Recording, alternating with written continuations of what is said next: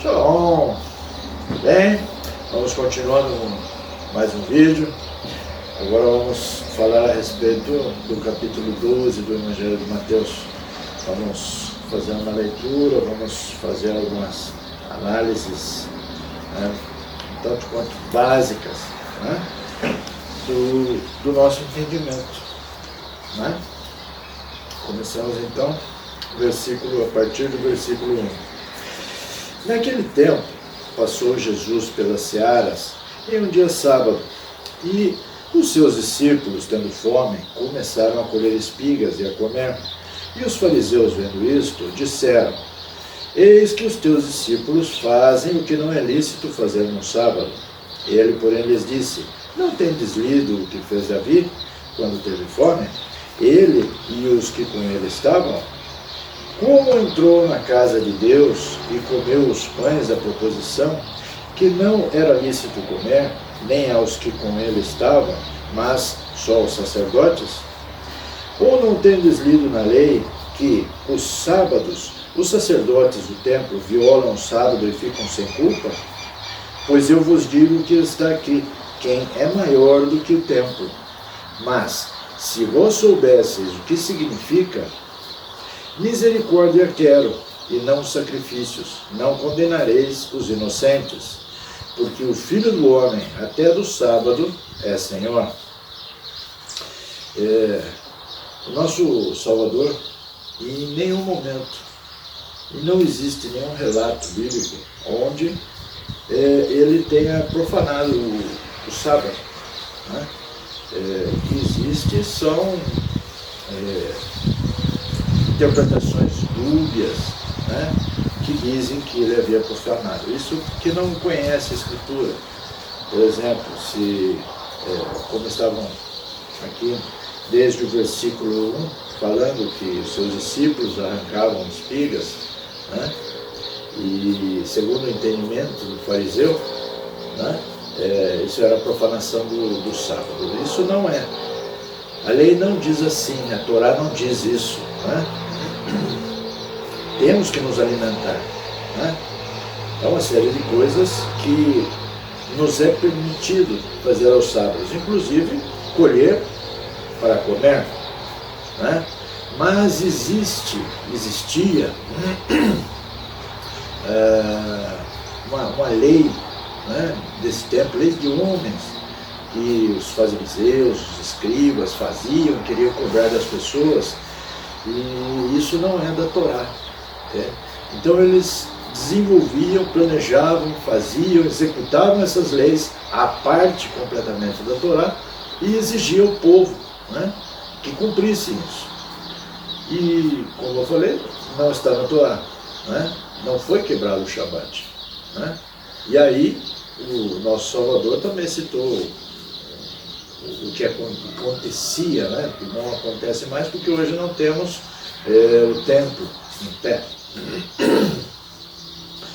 Então, os sacerdotes faziam as ofertas, os sacrifícios, ou seja, trabalhavam no templo, mas isso não é imputado como quebra da Torá, quebra da lei. Esse serviço para o Altíssimo não é considerado dessa forma.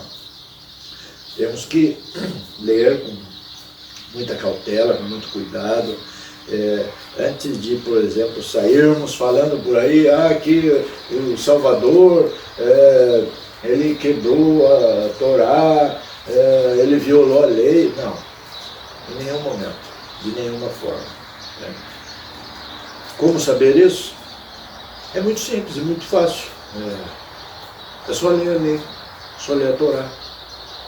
E aí vamos ter certeza de que realmente o nosso Mashiach, o nosso Salvador, que você conhece como Jesus Cristo, ele não profanou nenhuma lei, muito menos o sábado.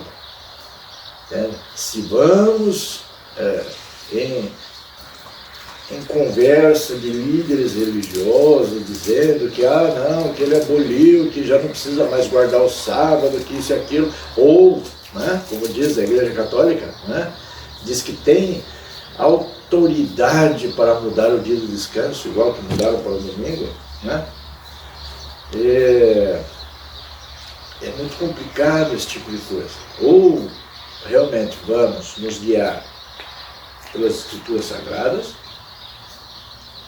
ou estamos realmente perdidos. Né?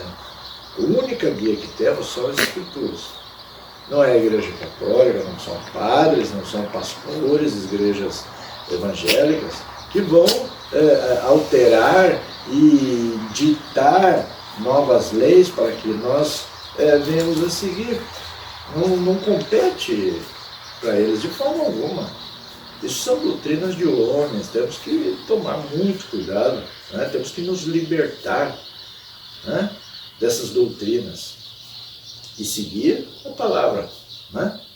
Temos que ter muito cuidado.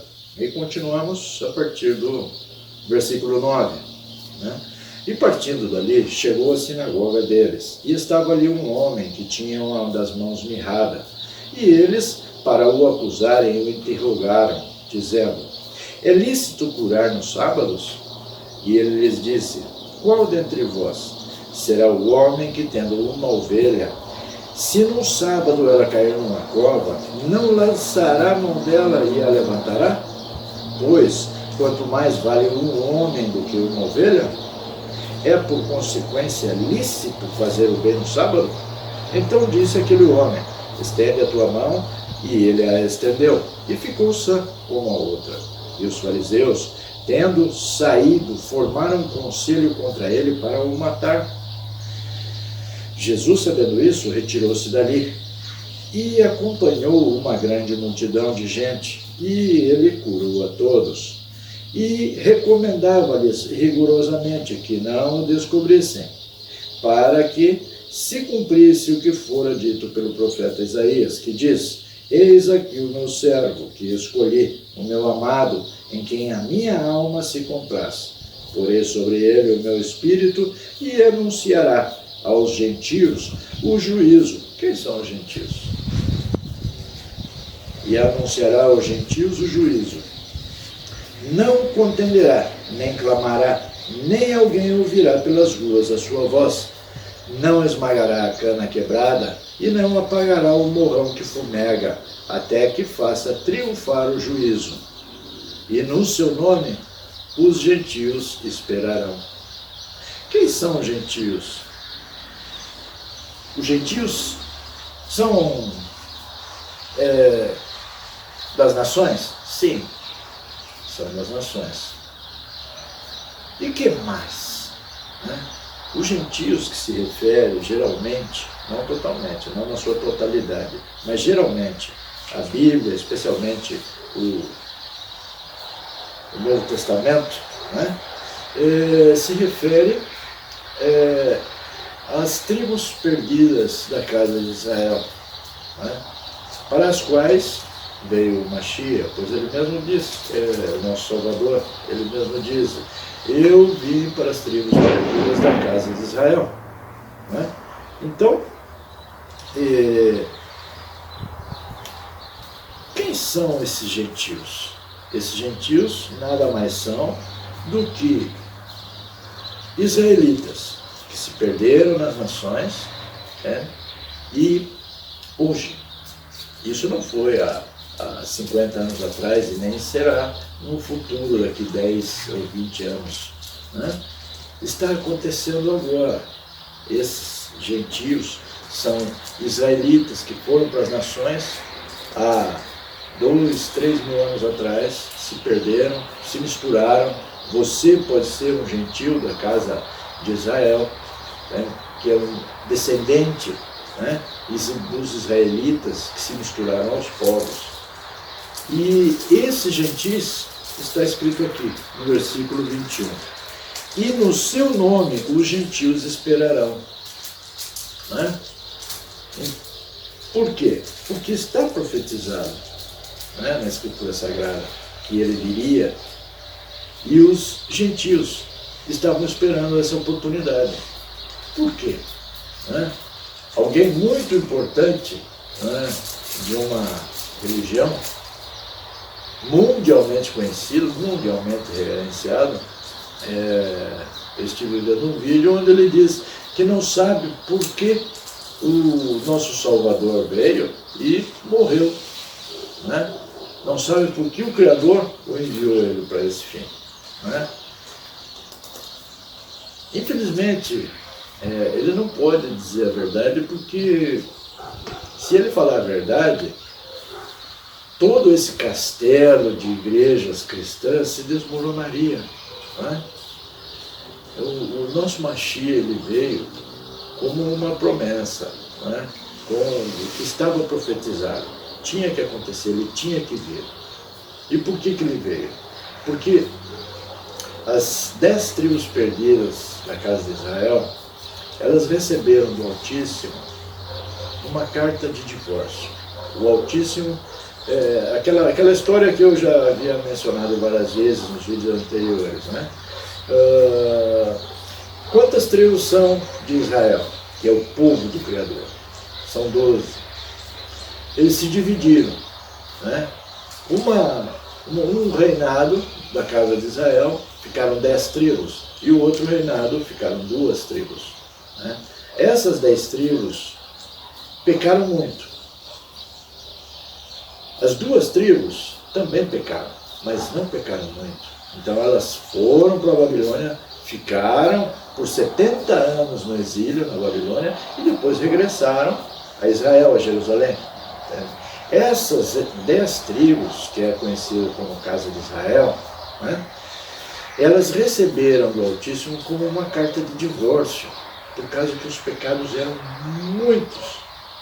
Então esse povo já não podia mais volver com o Altíssimo, porque, segundo diz a Torá, né, diz assim que o marido, quando ele dá uma carta de divórcio para a esposa e o marido podem voltar, sim, desde que ela não se contamine, né?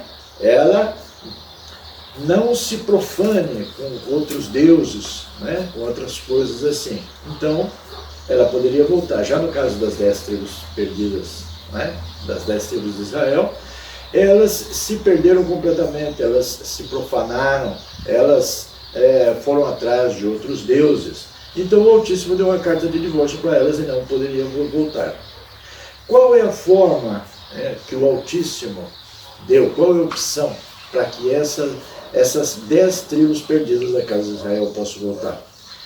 Se o marido vier a falecer, a mulher, né, que é as 10 tribos perdidas da casa de Israel, ela ficaria viúva, entende? Então ela poderia voltar para fazer parte de todas as tribos unidas de Israel.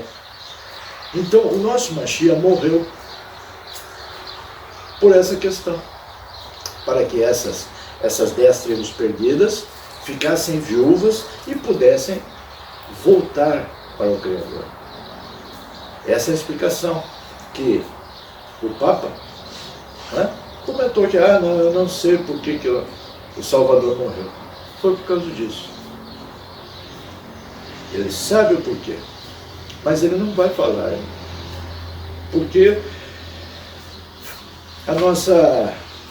os nossos irmãos que estão aí dentro de igrejas cristãs, né,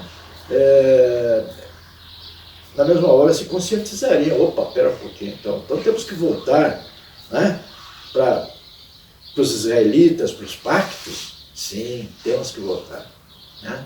Mas os líderes religiosos não dizem. Por quê? Porque seria um completo esvaziamento dessas igrejas, né?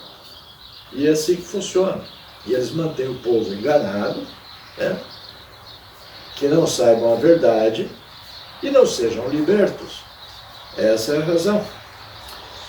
Vamos continuar então no versículo 22. Trouxeram-lhe então um endemoniado, cego e mudo, e de tal modo o curou que o cego e mudo falava e via. Toda a multidão se admirava e dizia: não é este o filho de Davi? Mas os fariseus, ouvindo isto, diziam: este não expulsa os demônios, senão por Beelzebub, príncipe dos demônios. Jesus, porém, conhecendo os seus pensamentos, disse: todo o reino dividido contra si mesmo é devastado, e toda cidade ou casa dividida contra si mesma não subsistirá. E se Satanás expulsa Satanás, está dividido contra si mesmo. Como subsistirá, pois, o seu reino? E se eu expulso os demônios por Beelzebu, por quem expulsam então os vossos filhos? Portanto, eles mesmos serão os vossos juízes. Mas, se eu expulso os demônios pelo Espírito de Deus, é consequentemente chegado a vós o reino de Deus. Ou, como pode alguém entrar em uma casa de um homem valente e furtar os seus bens, se primeiro não maniatar o valente, saqueando então a sua casa? Quem não é comigo é contra mim, e quem comigo não ajunta, espalha. Portanto, eu vos digo, todo o pecado e blasfêmia se perdoará aos homens, mas a blasfêmia contra o Espírito não será perdoada aos homens. E se qualquer disser alguma palavra contra o Filho do Homem, ser-lhe-á perdoado, mas se alguém falar contra o Espírito Santo, não ser-lhe-á perdoado, nem neste século, nem no futuro.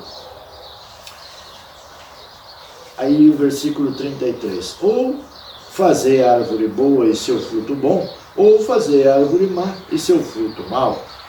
Porque pelo fruto se conhece a árvore, raça de víboras. Como podeis vós dizer coisas boas sendo maus?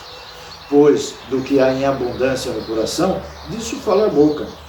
O homem bom tira boas coisas do seu bom tesouro, e o homem mau do seu mau tesouro tira coisas más. Mas eu vos digo que de toda palavra ociosa que os homens disserem, hão de dar conta no dia do juízo. Porque por tuas palavras serás justificado, e por tuas palavras serás condenado. Aí vem ele falar sobre o milagre de Jonas. Atenção nessa questão aí. Então alguns dos escribas e dos fariseus tomaram a palavra dizendo: Mestre, quiséramos ver da tua parte algum sinal. Mas ele lhes respondeu e disse: uma geração má e adúltera pede um sinal, porém não se lhe dará outro sinal senão o do profeta Jonas. Pois, como Jonas esteve 3 dias e 3 noites no ventre da baleia, assim estará o Filho do Homem 3 dias e 3 noites no seio da terra.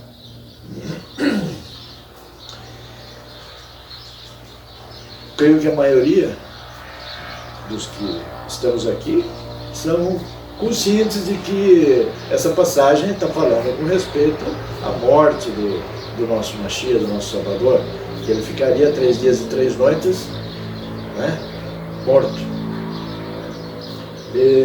Como explicam então, né, que diz que o Mashiach morreu numa sexta-feira e ressuscitou no domingo?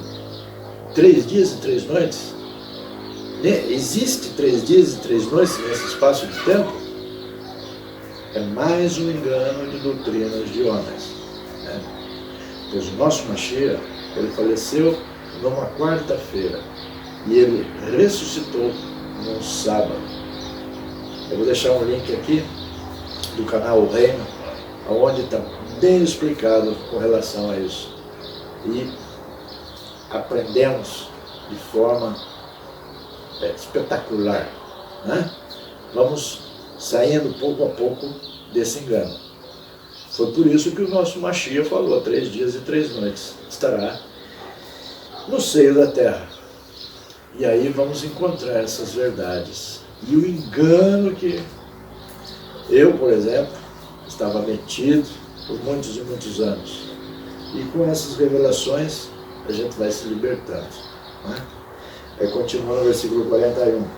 Os ninivitas ressurgirão no juízo com esta geração e a condenarão, porque se arrependeram com a pregação de Jonas. E eis que está aqui quem é mais do que Jonas. A rainha do meio-dia se levantará no dia do juízo com esta geração e a condenará, porque veio dos confins da terra para ouvir a sabedoria de Salomão. E eis que está aqui quem é mais do que Salomão. E quando o espírito imundo tem saído do homem, esse já muda um pouco. E quando o espírito imundo tem saído do homem, anda por lugares áridos buscando repouso e não encontra. Então diz: voltarei para a minha casa de onde saí. E voltando, acha desocupada, varrida e adornada. Então vai e leva consigo outros 7 espíritos piores do que ele, e entrando habitam ali. E são os últimos atos deste homem piores do que os primeiros. Assim acontecerá também a esta geração má. Vamos compreendendo, né, que tudo vai fazendo sentido, né? Tudo vai se encaixando. Porque o nosso Salvador comentou a respeito disso depois que ele está falando da rainha do deserto, né? Falando a respeito de Jonas, né? Como um sinal. E tudo faz sentido. Por quê? Porque aqueles que não acreditam nas verdades do nosso Salvador, né, não vivem essa palavra, eles tendem a ficar cada vez mais envolvidos em mentiras, em doutrinas, e fica cada vez mais difícil de se libertar. Né? Esse é uma excelente passagem bíblica para meditarmos, né? E descobrir o que realmente quer dizer. Né? E aí, para fechar o capítulo 12, aí fala a respeito da família de Jesus. E falando ele ainda à multidão, eis que estavam fora sua mãe e seus irmãos, pretendendo falar-lhe.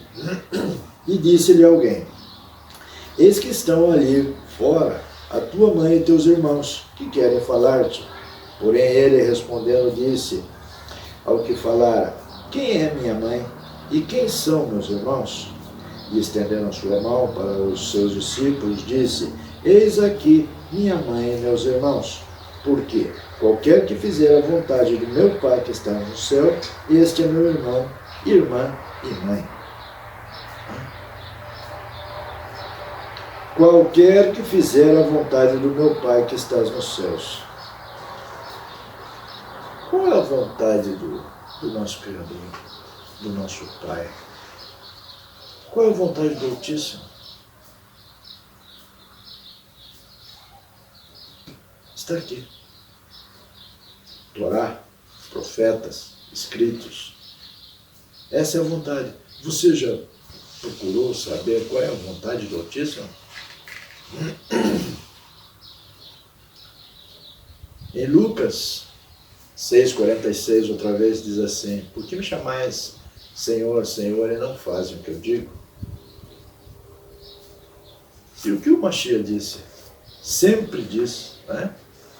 Para que seja feito, para que seja cumprido a lei, a Torá, a vontade do Criador. Qual é a vontade do Criador? Você sabe me dizer? Você sabe? Temos que estudar, temos que procurar saber que realmente aqui está a nossa salvação. Mas temos que trilhar por essas sendas com entendimento, com sabedoria do Altíssimo, para que sejamos livres de doutrinas que foram tiradas de passagens mal interpretadas, né, para que sejamos livres, para que vejamos a verdade, para que sejamos libertos. Não temos mais tempo, irmãos. Não temos mais tempo. Pouco tempo que nos resta. Eu peço encarecidamente aos irmãos, leiam as Escrituras, né? E procure o entendimento verdadeiro. E não é essas doutrinas desses líderes espirituais por aí. Que a única coisa que eles querem é manter vocês no erro e que vocês paguem por isso. Né? Libertem-se. Libertem-se. O tempo está cada vez mais perto.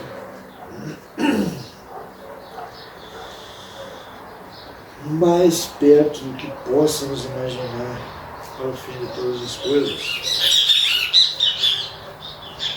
E não podemos nos dar ao luxo, né, de continuar, né, terceirizando a nossa salvação, a nossa fé, o nosso entendimento em mão de pessoas que não têm compromisso conosco, que realmente não podem fazer nada por nós. Porque no dia do nosso julgamento, pastor, padre, ninguém vai assumir a responsabilidade, né, pelos teus atos. Somente você. Somente você. Cada um de nós. Vamos responder por aquilo que fizemos, deixamos de fazer. E é como eu falei, eu desejo para vocês entendimento, vontade de saber a verdade. Nada mais do que isso. Tá bom para você, dentro de uma igreja, ouvindo o seu líder, tá bom para você. Né? Mas se você puder ter certeza de que o que você tem aprendido e ouvido nesses tempos é verdade. Realmente é isso que quer dizer a palavra. Realmente é isso que o Criador e o Salvador espera de você. Você tem certeza? Se eu fosse você, eu não tinha tanta certeza assim. Confira, amados. Confira. Vai nas Escrituras, procura o entendimento verdadeiro por trás dos ensinamentos. Né? Será verdade? Põe um ponto de interrogação, uma dúvida, consulte. Só você vai ganhar, mas ninguém. Só você vai se libertar. E é isso que o nosso Pai, que o nosso Salvador quer para nós. Que nós libertemos disso. Aí Paulo, não me lembro qual carta, ele escreveu, né, que se um anjo do céu vier com um novo evangelho, né, não dê crédito, é anátema. Qual é o novo evangelho? Qual é a nova, boa nova que você está acreditando? Segundo Paulo, você não deve ter dar crédito nessa boa nova. Eu estou com o velho evangelho, falando da Torá. A mesma coisa que falava Paulo, com respeito à lei. E você? Você está acreditando que o Mashiach aboliu a lei, que aboliu o sábado, que não sei o quê? Essa nova doutrina, esse novo evangelho que estão pregando, é anátema. E você já está sabendo disso. Você não pode dizer que, não, eu não sabia. Não, você sabe. A partir de agora você sabe. E você é responsável pela tua salvação ou pela tua condenação. É você quem decide.